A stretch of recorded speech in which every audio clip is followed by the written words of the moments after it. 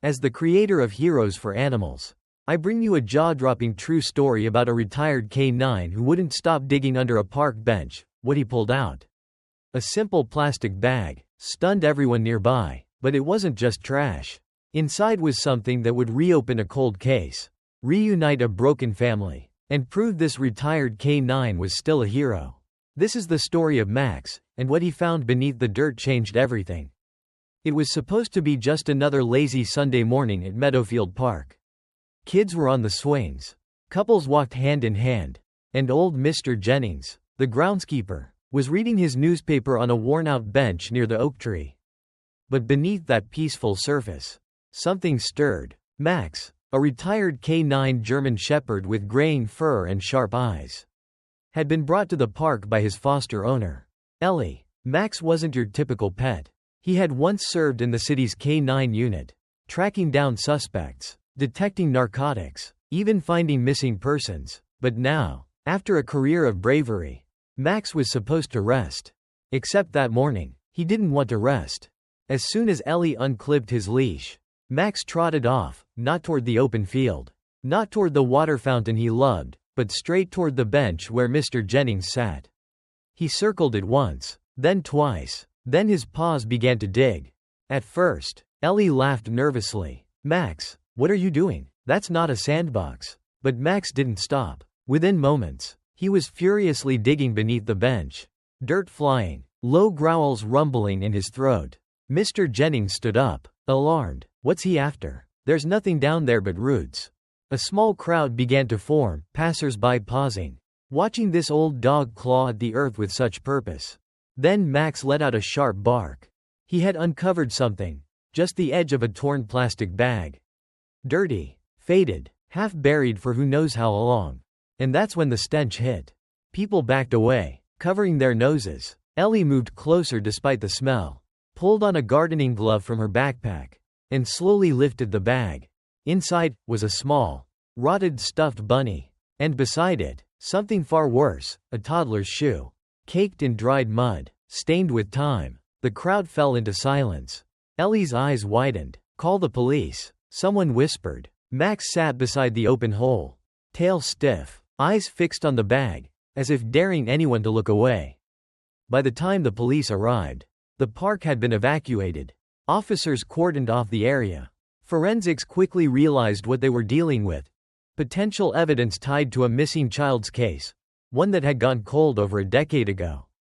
The retired K9 who was supposed to be enjoying retirement had just cracked open a mystery long buried, literally.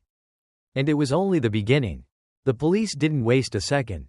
Detective Laura Stein, a seasoned investigator with a long record of missing persons cases, was called in within the hour. She crouched beside the hole Max had dug, peering at the dirt-caked bag and the eerie contents now laid carefully inside an evidence container. "A toddler's shoe, a stuffed bunny," she murmured, lifting the items with gloved hands. Her brows furrowed. "This isn't just trash, it's a message from the past." Max sat quietly beside Ellie, his breathing calm but eyes alert. It was as if he understood the magnitude of what he'd found. Meanwhile, crime scene techs scoured the area, dusting for trace evidence and scanning for anything buried deeper. Beneath the bench, more clues emerged. A child's blanket, partially decomposed, and a rusted hair clip with faded pink enamel. All signs pointed to one chilling conclusion. There was a child buried here, Stein said quietly. Or at least, something terrible happened here. One of the officers tapped on a tablet, searching the database. "Detective, there's a missing persons case from 11 years ago. Meadowfield Park. A 3-year-old girl named Ava McMillan vanished during a spring picnic. They searched the area for weeks, came up with nothing." Stein's eyes widened. Ava McMillan? She remembered the case. The city had mourned. Volunteers had combed the park and woods for days. But Ava had disappeared without a trace. The family had been torn apart, rumors swirled. But no closure ever came. Now, after all these years, a retired K9 had unearthed what no one else could. At the station, the cold case files were dusted off and reopened. Pictures of little Ava resurfaced, her round cheeks, the bunny in her arms, the pink sneakers. Everything Max had found aligned too closely to ignore. Ellie sat in the corner of the room with Max at her feet. watching as officers scrambled through records. "I don't understand," she whispered. "We've been walking that park for months. Why today? Why now?" Detective Stein approached her, kneeling to Max's level. "Your dog isn't just retired. He's trained. His nose remembers what most of us forget. Maybe something in the air changed. Maybe the rain washed away just enough scent. Or maybe," she looked into Max's eyes, "maybe he was meant to find her."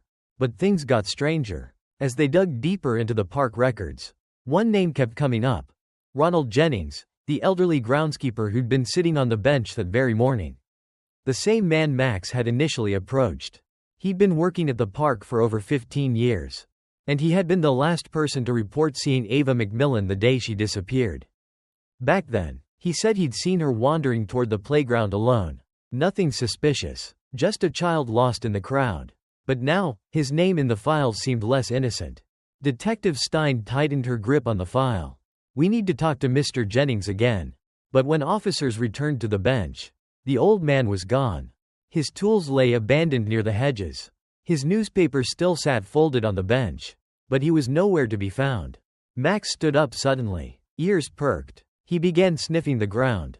Then barked once, loud and sharp. Without hesitation, he took off toward the northern path of the park. Ellie barely keeping up. The retired K9 was no longer resting. He was back on duty. Max moved with purpose, paws pounding the gravel trail as he followed a scent only he could understand. The wind had picked up, swirling through the trees like a whisper from the past. Ellie clutched his leash, heart racing to keep up. Behind them, Detective Stein and two officers jogged close, weapons ready, not knowing what or who they were walking into. They veered off the main path and into a thicket of overgrown bushes. Branches scraped at their legs. Max didn't slow. His tail stood straight, and his breathing deepened. Then he stopped. Ahead, hidden beneath a curtain of ivy and brush, was a small wooden shack, weathered, mold-covered, nearly invisible unless you were looking for it. The kind of place that shouldn't be in a public park. The kind of place that smelled like damp rot, gasoline, and something else. Max let out a low growl. "Police!" Detective Stein shouted. "If anyone's inside, come out with your hands up."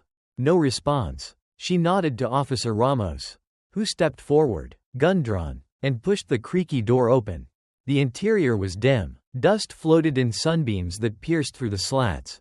Old furniture, broken toys, a cot in the corner. It looked like someone had lived here recently. And then Ellie gasped. On the wall, pinned like some grotesque memorial, were faded newspaper clippings, all about Ava McMillan. Photos of her birthday party. A sketch from the police composite artist. A missing poster. There were notes scribbled in pencil, dates, times, even coordinates. Someone had been keeping track. Watching. Detective Stein moved forward slowly, her eyes hard. "He never left," she said quietly. "He's been right here all along." Max pulled toward a hatch in the floor, barely visible beneath an old rug. His body stiffened, nose pressed to the seams.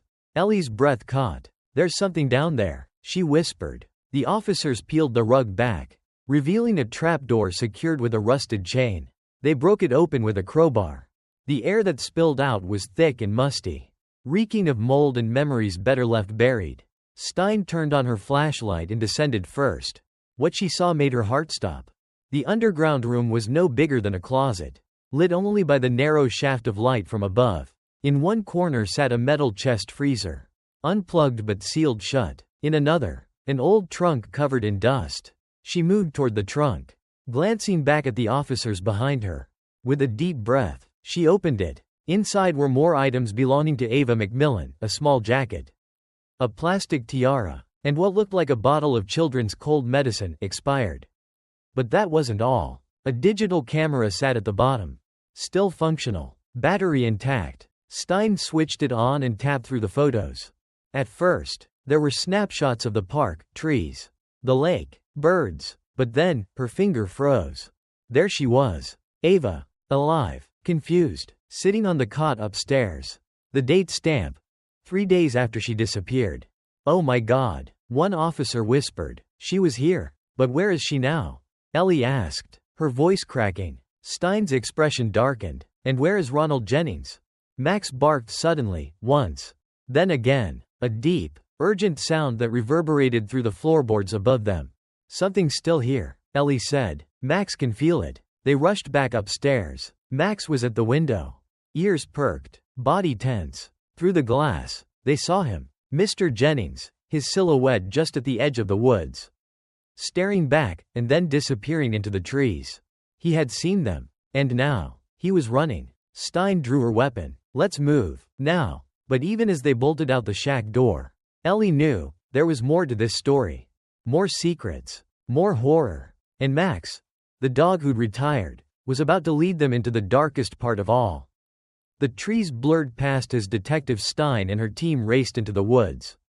Guided by Max, who was already 10 yards ahead, his body moved like a bullet, low to the ground, weaving between trunks and underbrush. The air grew colder the deeper they went, as if the forest itself was holding its breath. Jennings couldn't have gone far. Officer Ramos shouted. "He's over 70. Then why is he faster than all of us?"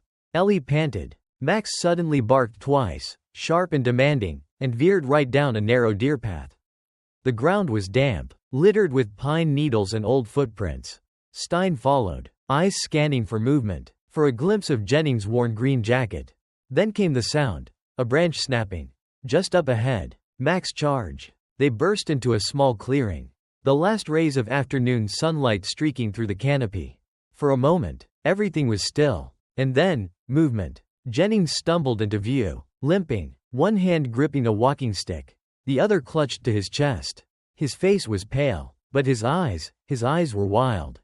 "Stop, police!" Stein shouted, raising her weapon. But Jennings didn't stop. He turned and shoved his way into a cluster of thick bushes, disappearing like a ghost. By the time they reached the spot, he was gone again. "Damn it," Ramos cursed. "He knows this park too well." Stein scanned the clearing. "He's lived here for years. He probably built paths we don't even know exist." Max sniffed frantically at the ground, circling, then paused. His nose dropped to a patch of disturbed soil near a fallen log. He let out a long, low growl. "What is it, boy?" Ellie asked, moving beside him. Max began to dig. This time, it wasn't a toy. It wasn't cloth. It was a metal box, rusted shut, locked with a padlock. Ramos broke it open with the butt of his pistol. Inside were dozens of Polaroid photos, handwritten notes, scraps of fabric, even bits of hair tied in rubber bands. Stein's face went pale. "These aren't just souvenirs," she said. "These are trophies." The photos weren't just of Ava McMillan. There were other children, some smiling, some crying, some asleep. None of them looked older than 6. "Oh my God," Ellie whispered. "He didn't just take Ava." Stein's voice turned grim. "He took more, and no one ever noticed." It became clear then. Ronald Jennings had been living a double life. Groundskeeper by day, predator by night, using the vast, wooded park as his playground. And no one had suspected a thing. Until Max. The K9 let out a sharp bark, snapping everyone back to attention. He had picked up the trail again. "Let's move," Stein ordered. "We bring this monster in before nightfall." But even as they sprinted deeper into the woods, Ellie couldn't shake the feeling building in her gut, something Jennings had said to her weeks ago. When she passed him near that very bench. "This park has its own secrets. Dear, best not to go digging too deep." At the time, she'd thought he was just an odd old man with a fondness for riddles. Now she realized, it had been a warning. A sick, twisted warning. And Max had dug too deep. Which meant Jennings might be more dangerous than they feared. And if he wasn't running to escape, he might be running towards something else. Something worse. Night was closing in. The forest, once filled with sunlight and chirping birds, now loomed like a cathedral of shadows. The air turned damp, and silence swallowed the chase. Max pressed forward, his ears sharp, his nose twitching with purpose. Ellie followed close behind, heart pounding. Detective Stein whispered into her radio. "We're tracking east, past marker 27, suspect on foot, possible hidden structure ahead." "Copy that," came the reply. "Backup en route." Then Max stopped, right before the twisted roots of an ancient, toppled oak tree. He lowered his body and growled, a low, vibrating sound that made the hairs on Ellie's arms stand up. He pawed at the soil beneath the roots. Stein knelt down. "What is it, boy?" Max barked once, then began digging furiously. Within seconds, they saw it. A steel hatch, half buried, slick with rust, not something you'd stumble across unless you knew exactly where to look. A makeshift lock had been welded onto it, but time and weather had eaten away at the hinges. "It's not a basement," Stein said quietly. "It's a bunker." With a grunt, Ramos forced the hatch open. A stale gust of air whooshed out, thick with mildew and something else, something human. They shone flashlights down the ladder. Concrete walls, a dirt floor, and silence. Stein descended first, gun drawn, her breath slow and steady. Ellie came next, Max at her side. The room was small, no bigger than a storage unit.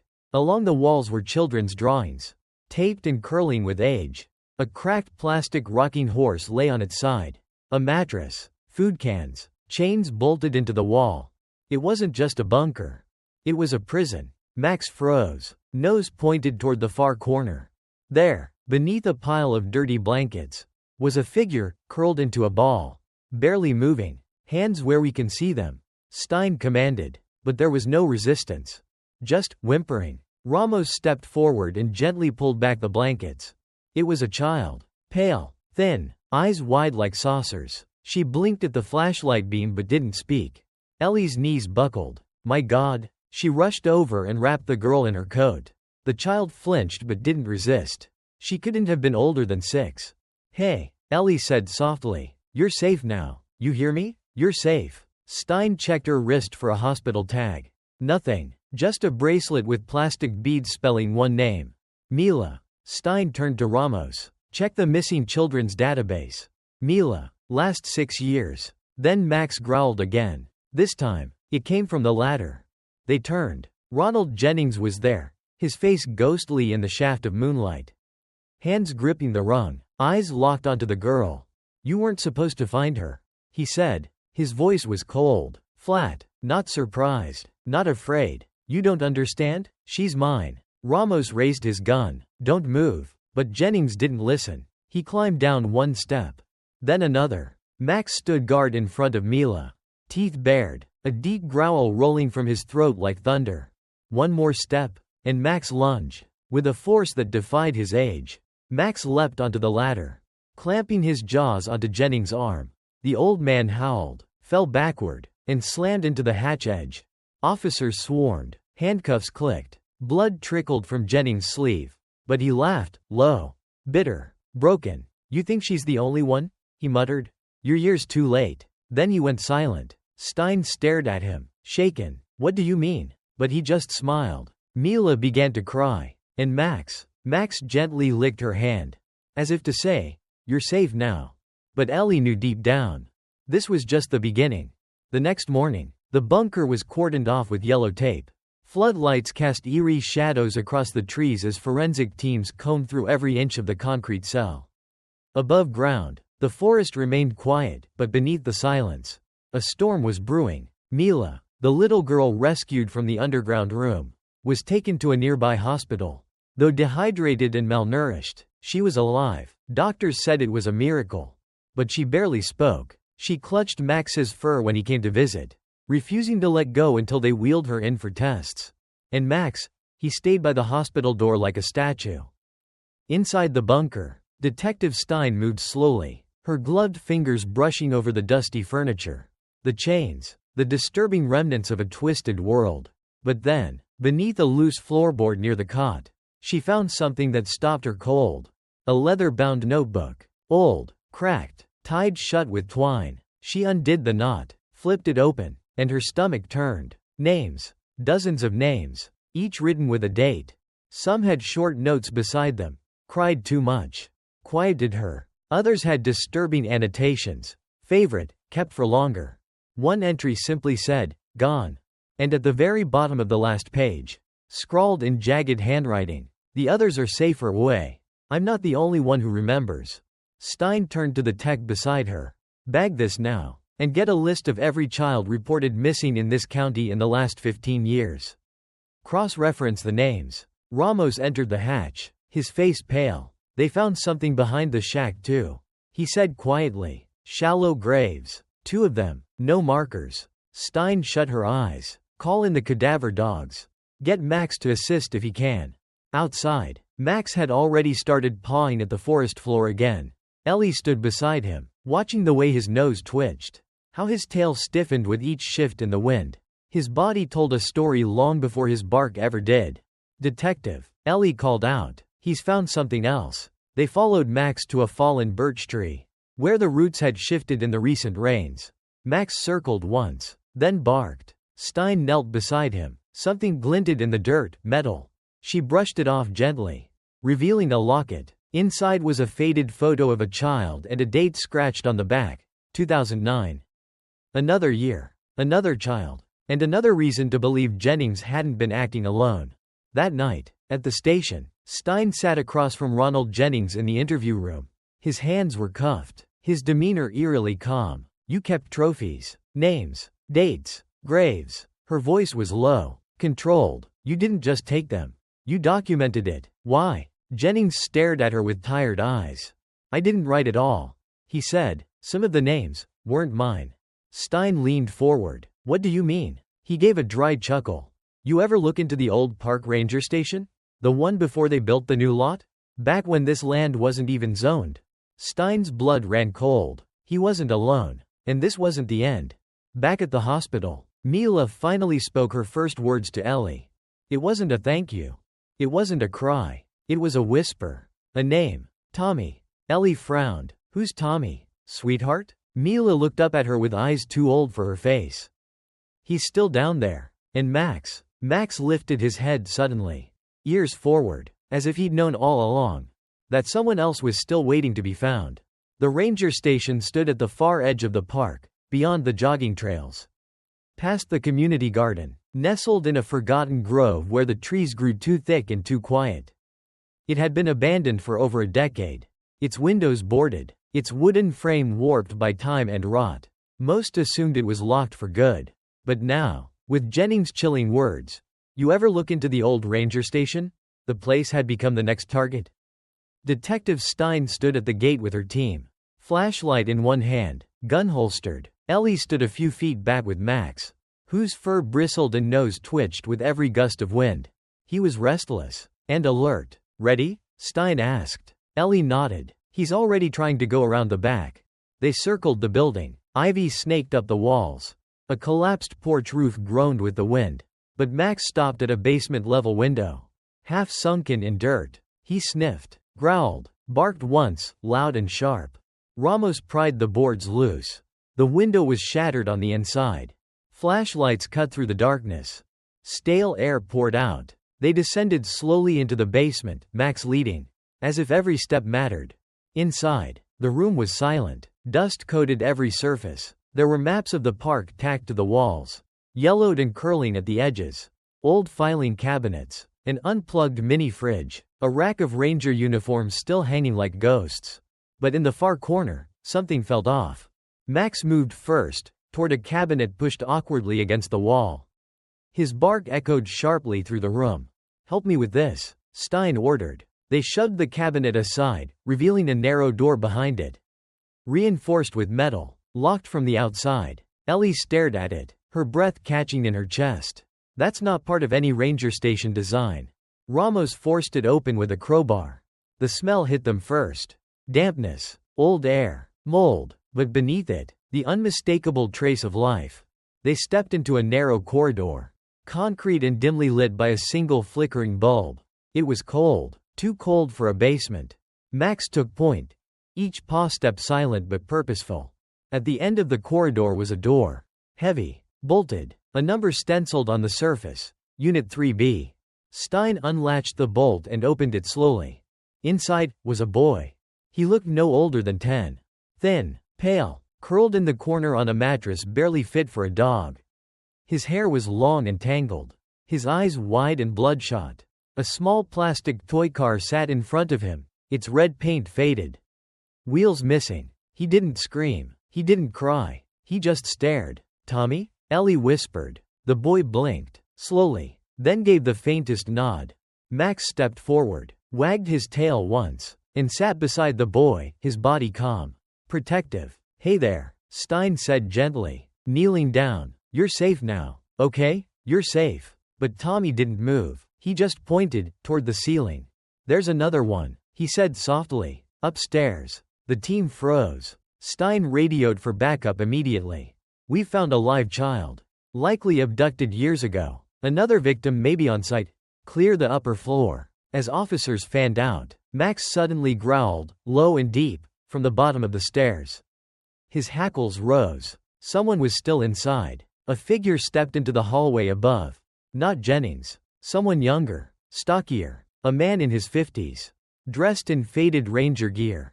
He froze when he saw the officers.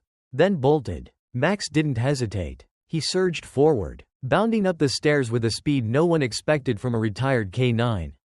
Shouts erupted. Footsteps thundered. Ellie ran after them, heart in her throat. The man tore through the hallway, but Max lunged with perfect precision, clamping onto his ankle and dragging him down.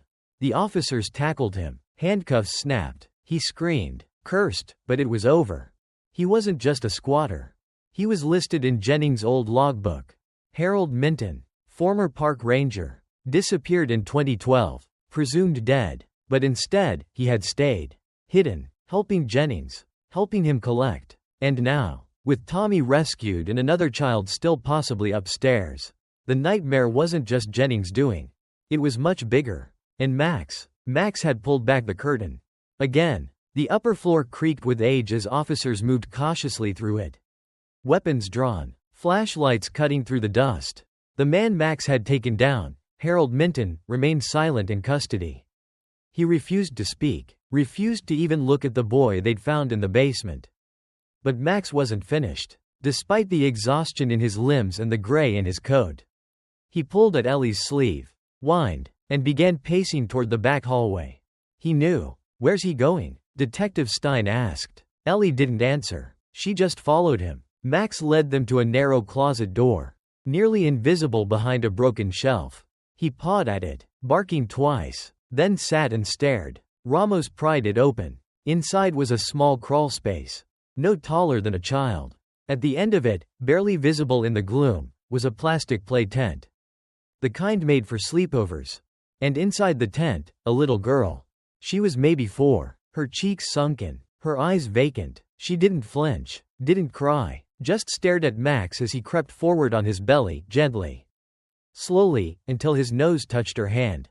Then, finally, her lips trembled, and she whispered, "Doggy." Ellie sobbed. Stein radioed the team. "We found her, alive." That night, the forest was filled with flashing lights, ambulances, news crews, search and rescue teams. Tommy and the little girl, later identified as Emily Rivers, both underwent immediate medical care. Emily had been missing for only 2 months. No one had thought to connect her case to the park. Now, everything had changed. Over the next week, Ronald Jennings and Harold Minton were officially charged with multiple counts of abduction, unlawful imprisonment, and homicide. The ledger Max had uncovered contained records going back 23 years. Some children had never been reported missing, runaways, foster kids, kids from broken homes. They had vanished, and the world had moved on. But Max hadn't. He had remembered their scent, their story, their pain, and he had brought it all back. At a press conference held in front of the hospital, Detective Stein stood beside Ellie, who held Max's leash proudly. Cameras flashed, reporters shouted questions, but all Stein said was this: "There are heroes in this world who wear badges and uniforms. And then there are heroes who wear fur and scars. Max was never just a dog. He was our partner, our protector. And today, he's the reason those children are still alive." The mayor stepped forward and awarded Max the city's highest civilian honor, the Star of Valor. Reserved only for acts of life-saving bravery. The medal didn't matter to Max. But the kids, they did. A week later, Ellie took Max back to Meadowfield Park. The police tape had been cleared. The bench was empty again. Spring had begun to bloom around them. Max lay beneath the old oak tree, breathing slow, tail wagging softly as he watched Tommy and Emily chase butterflies a few yards away under close supervision. The world had changed, because he wouldn't stop digging, wouldn't stop barking, wouldn't stop believing there was still something left to protect. Ellie sat beside him, eyes glistening. "You're not just retired anymore, buddy," she whispered. "You're a legend now." Max didn't move. He didn't have to. He already knew. And as the sun dipped behind the trees, painting the sky in gold and lavender, a breeze carried through the park, soft and gentle, like a thank you from all the voices that had once been buried beneath the soil. And now, because of one old K9, they were finally heard. What started as a quiet walk in the park turned into a story that changed lives forever. A retired K9, long thought to be off duty, reminded the world that instinct, loyalty, and love never retire. Max didn't need to speak, his actions echoed louder than any words ever could. Because of him, 2 children were rescued, a decades-old darkness was brought to light, and countless lives were touched. If this story moved you, please consider subscribing to Heroes for Animals, where we honor the courage and compassion of animals who change the world in ways we never expect. Don't forget to like this video, share it with someone who needs to believe in hope again, and leave us a comment. What part of Max's journey touched you the most? Do you believe animals can sense things beyond human understanding? Thank you for watching, and thank you, Max. You may be retired, but you will never be forgotten.